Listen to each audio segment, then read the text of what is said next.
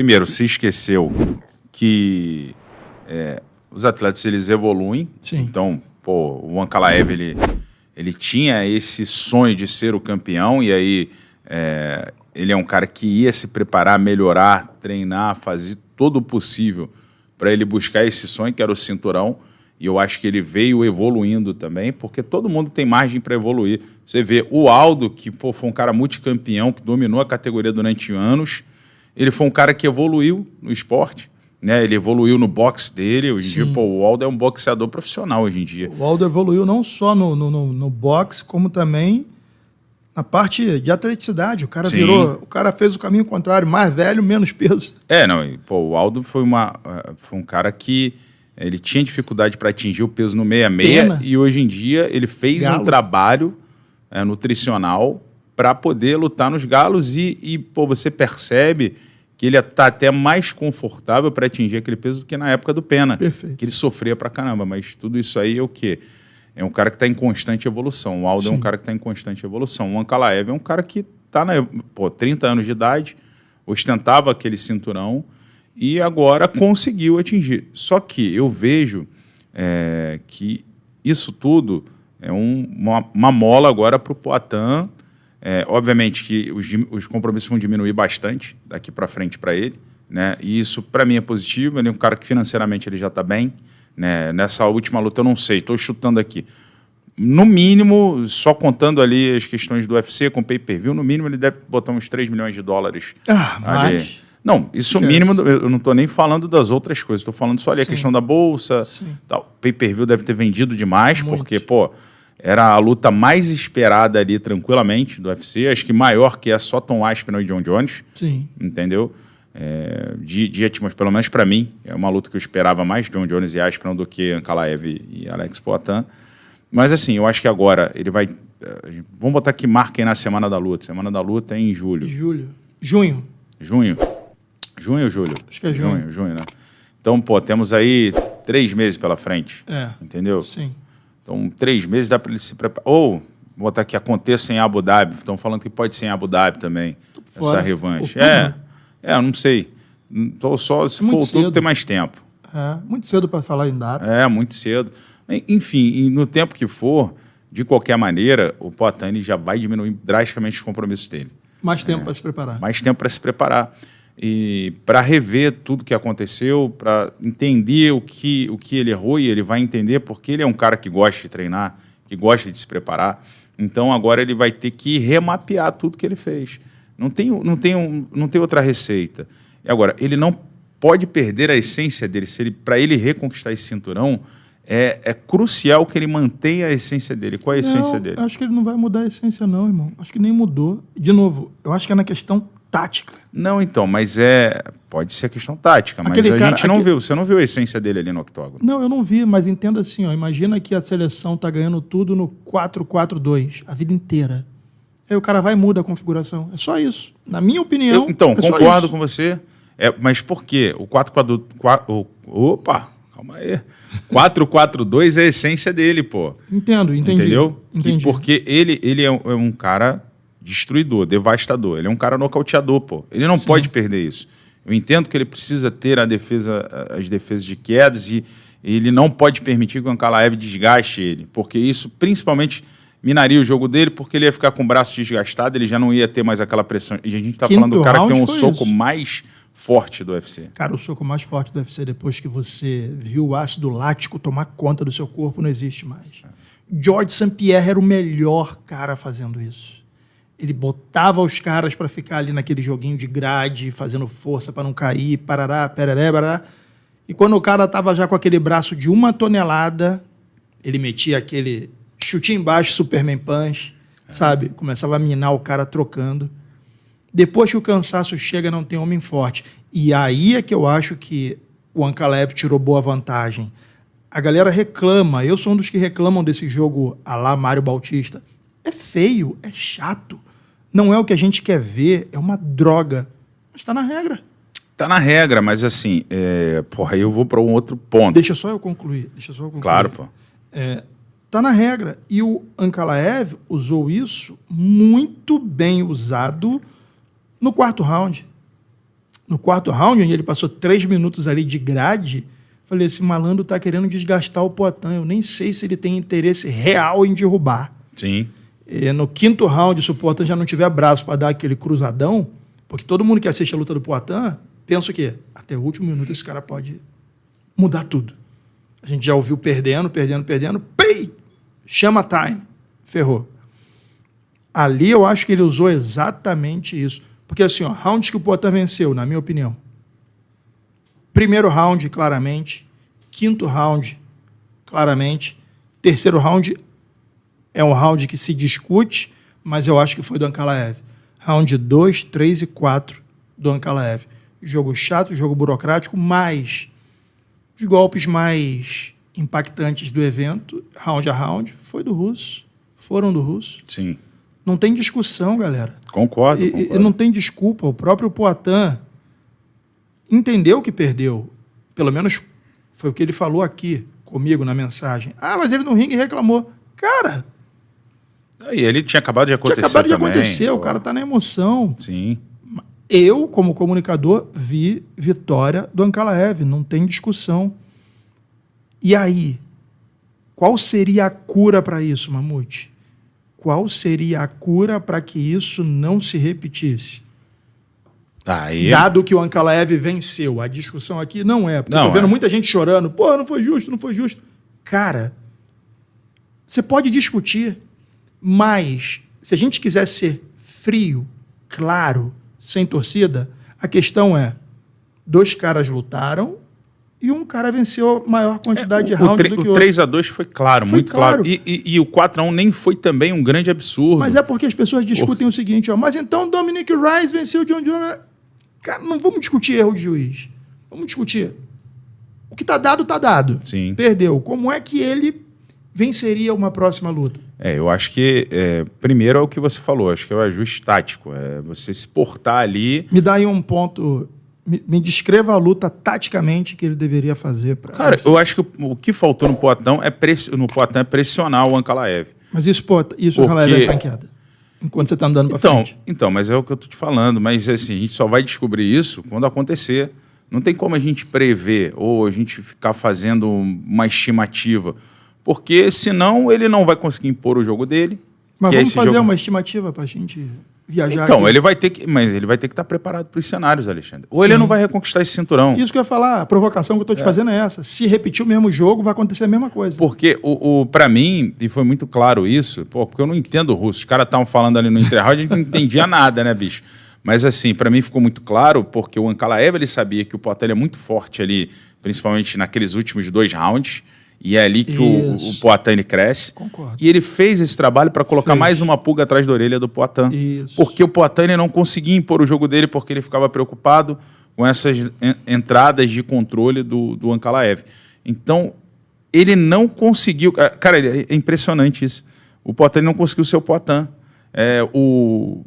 Eu acho que o Ankalaev conseguiu colocar tanto grilo e foi uma estratégia deles, tá? A estratégia do time do Ankalaev era exatamente essa, cara. Colocar esse grilo na cabeça do Poatan.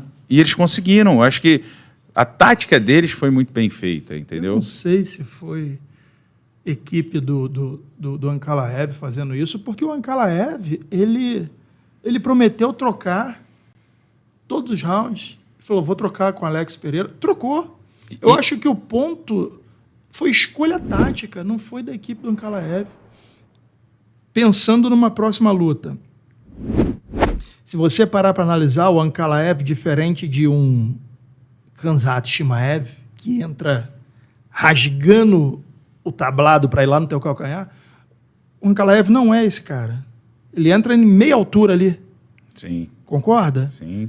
Cabeça no peito, no abdômen, no máximo ali, e tenta derrubar. Ele não é um craque do grappling. Ele não é um craque. Não é um craque. Ele é um cara nota 7,5 ali. Isso, entendeu? Ele não derrubou nenhuma das vezes ele que não entrou. É um Khabib que, nem você fudendo. Vai ser anulado literalmente, não Nunca. é? Aí vamos pensar nisso, ó. Poatan já viu que tem quadril para Sim. receber ali a pressão do cara e se manter em pé. Tem quadril para isso. Tem. Meu irmão, vai para dentro. Se cair, bunda no chão e levanta, sabe? Igual o gato escaldado. Bateu e subiu. Até porque o estilo do Poatan é o estilo com 3 mãos, ele derruba o Ankalaev. Irmão, Chuck Liddell style. Lembra do Chuck? Eu sou saudosista, lembro. Mas o Chuck Liddell... Ah, tem o Randy Couture do outro lado. Ok, na primeira vez em que os dois lutaram, o Couture deu aula. Parecia um coach de wrestling. Na segunda e na terceira, nem viu a cor da bola. Por quê, meu irmão? O Liddell foi pra dentro. Foi pra dentro, toda hora espetava, soco na cara, soco na cabeça e fudeu. Se você fizer um bom wrestler andar para trás e temer os seus golpes, só resta uma saída para ele. Qual é? Meu irmão. Entrar. Entrar. De qualquer jeito. É óbvio que eu estou falando aqui do lugar do cara que está no sofá, mas como um cara que ama a luta, irmão, ir para dentro desse cara e suportar as entradas dele, botando mão dura, ajoelhada, é a única opção. Se ficar andando para trás e circulando, de novo o cara vai fazer isso. E, não adianta. Todo mundo tem uma janela ali de receber um golpe. O Adesanya com o Poatan percebeu isso muito bem. O Adesanya ficava na base de canhoto para não receber o chute. Quando voltava à base de destro, o Poatan já estava engolindo ele assim perto, dando os socos nele. Numa dessa, inclusive, foi a hora que ele tomou o nocaute. Tem que marcar esse tempo do maluco lá, do russo. O Ankalaev? Do Ankalaev. O Ankalaev anda bem pra frente, dando jab direto, você viu? Sim. Ele vai andando e batendo. Mas eu vou te falar, ele não é um cara de volume de golpe. Não. Não é um cara de volume de golpe. Então, é isso que, assim, que me deixou um pouco mais frustrado, entendeu? Sim. Porque eu acho difícil ele, em pé, ele é um cara muito de nocautear, quando ele, assim, em pé com o Poatan, eu acho difícil, porque ele acaba deixando brecha. Isso na trocação, se for uma trocação franca, ele deixa brecha, entendeu? Mas não é bobo não, irmão. Não é bobo. Cara, não, acho que ele... Me surpreendeu, Ele provou pra todo mundo porque que ele era o primeiro colocado do ranking. Porra. Entendeu? O bicho ficou marcando a mão esquerda do Poatan ali o tempo todo. Mas é porque ele treinou muito isso também, né? É isso, brother. Treinou muito, eles devem ter assistido muitas lutas do Poatan, se prepararam muito bem pra isso. Vou te falar, o Ankalaev há tempos é um kickboxer na parada. Ele é o wrestler. Meu irmão, pega as últimas 10 lutas do cara. Sim. Rakic virou wrestler, ele negou a queda e continuou trocando. Beleza? Ele também só treinou wrestling para conter o Poatan. Ele não teve acredito eu, até porque ele não teve êxito em nenhuma das quedas que ele tentou. Mas só dele dar uma mão e fintar... Você viu que ele tinha vezes que fintava que ia trocar de nível? Sim. Sem nem entrar. Sim. Só ele baixava fazendo isso. Fazia assim, né? Sim. Dar aquela arriadinha... E o Poatan já ficava com a mão em meia altura. Não, e até na grade ele estava fazendo isso também. Sim. Você vê que no quarto round, principalmente, aconteceu isso, que ele estava fazendo aquele trabalho só de controle para desgastar o Poatan, mas ele não estava fazendo nada. Quando o árbitro falava, ele descia de nível para simular um double leg, para ele tentar simular uma entrada só para que não parassem aquele jogo de grade. Isso. Que é outro ponto a ser questionado também. Eu acho que o árbitro ele permitiu demais ali. Permitiu. Mário Bautista, irmão. Então, mas eu acho que é uma falha, mas eu acho que ficar chorando para a arbitragem também não é o caso, até porque você entra ali já sabendo dessas possibilidades, tanto dos jurados, que pode acontecer o que aconteceu com o Jean Matsumoto, e essa questão também do árbitro que está lá. Cada um tem uma visão, cada um tem uma maneira. Cada um tem uma visão, cada um tem uma maneira, e se você quiser ser honesto consigo mesmo, você vai ter que questionar, inclusive quando é a favor de brasileiro. Sim. A gente tem um exemplo no próprio card, que foi o Myron. Venceu, na sua opinião? Não. Não venceu. Não, ele, assim... Por mais que fique magoado, não venceu. Porque, assim, uma coisa, ele conectou mais golpes significativos. Mas, assim, a luta é um pacote completo. Porra, não é só Não isso. são só os golpes, não entendeu? Não são só os golpes. Então, assim, pra mim, foi... Nem o último round que ele falou. Engraçado, né, cara? O que a gente tá falando aqui, quando a gente pega o scorecard dessa luta do Myron, o Derek Clark, ele deu 30-27 pro Marshall. Que pra mim não foi nenhum absurdo, 30-27, os 3 rounds pro Marshall. Não foi, brother. Lá na bancada, todos deram a vitória para o Marshall. Tanto o Carlão quanto o Vitor transmissão, Miranda. né? Os dois. Exatamente. O Vitor Miranda, ele deu 30-27 pro Marshall. Concordei com o Vitor. O Carlão Barreto, acho que deu 29-28. Mas que também falou que não seria nenhum absurdo um 30-27. Não. Quando a gente viu a vitória, porque aí deu 30-27 pro Marshall e 2 deram 29-28 pro Myron, né? Cara, essa questão foi a favor do Brasil, essa aí.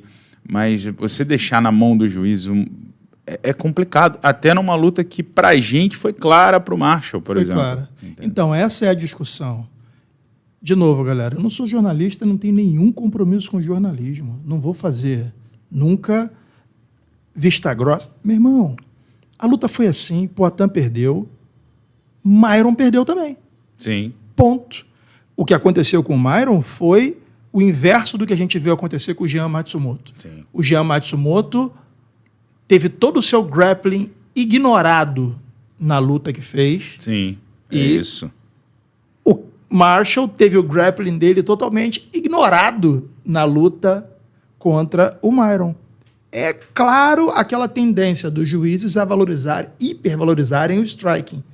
Só que você só pode reclamar quando for injusto se você tiver a capacidade de reclamar independente de para onde estiver indo o resultado. É isso aí. Então, por isso que eu falei, hoje na resenha eu não vou discutir se o juiz foi justo ou não. A discussão meu irmão, perdeu, como vencerá da próxima vez? É isso aí. Ajuste tático. Cara, e o Marshall me surpreendeu na parte em pé também, sabia? Eu achei que ele foi... Quem já me acompanha aqui no ConnectCast há mais tempo sabe que antes de ser comunicador eu trabalhava no mercado financeiro. E sempre que alguém me pergunta sobre investimentos, é impossível não tocar no assunto criptomoeda, mais especificamente o Bitcoin. E eu sempre respondi que eu não tenho R$1 investido em Bitcoin até o momento. A plataforma Mercado Bitcoin me apresentou a possibilidade de, a partir de R$50 investidos na minha carteira, em 7 dias eles me dão mais R$25 para investimento da forma que eu bem entender. E apesar de eu não ter nenhum real investido em Bitcoin, eu tenho a possibilidade de colocar R$50 ali, sabendo que em 7 dias eu vou ganhar mais 25 e a partir daí começar a investir nesse mercado. Pessoal, assim como na luta, você tem que se preparar, estar com os melhores, para que aí sim você se teste lutando para que você consiga ganhar algo. Nos investimentos é da mesma forma. Eu preciso ter ao meu lado algo tão sólido quanto a MB, que é a maior plataforma de investimentos em ativos digitais da América Latina, uma das mais seguras do mundo e que me proporciona a possibilidade de dar os primeiros passos nos investimentos em ativos digitais com ajuda, segurança e credibilidade. Lembre-se, isso não é uma recomendação de investimentos. Isso é apenas a maneira que eu entendi como a mais segura, inteligente e gerenciada para que você, assim como eu, dê os primeiros passos no mercado de criptoativos. Então, se você também quer, a partir de R$50 de investimento, ganhar mais 25 a partir do 7º dia, entender o regulamento e dar os primeiros passos junto com a MB,